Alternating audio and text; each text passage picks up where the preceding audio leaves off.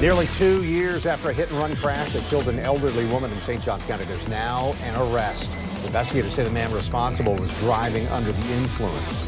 Today, we learned 65-year-old David Petrozzala is in the St. Johns County Jail. Investigators say he was on prescription drugs and caused a crash on US 1 in St. Augustine Shores, killing a 79-year-old woman and injuring someone else.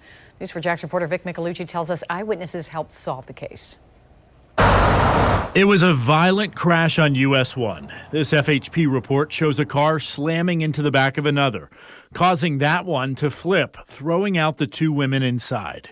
Witness Kara Holliday described seeing the wreck and someone on the ground. She was on her side, and there were a lot of people kind of milling around, panicky. Detectives identified the woman killed as 79-year-old Dolores Appleby.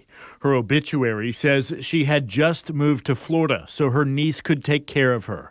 The niece was seriously hurt in the wreck, and the at-fault driver kept going. Now we are learning that state troopers have arrested 65-year-old David Petrozzala.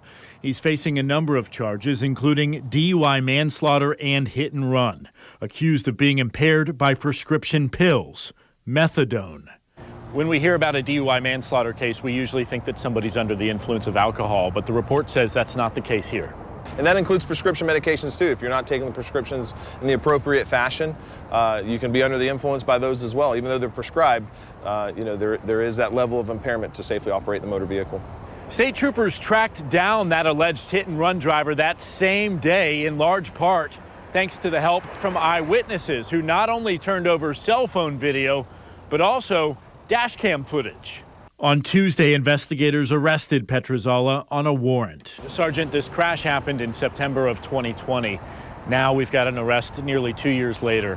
Why did it take so long? That our investigators worked diligently to process and proceed through these investigations, very complex investigations as well. Evidence is taken and analyzed, sent off to different labs and other entities to have results conducted, and then of course sent back to us. So that's the norm in this particular type of case. Petrozzala has been arrested in St. Johns County at least 6 times before, including once for DUI. He's once again in jail, this time on $500,000 bond.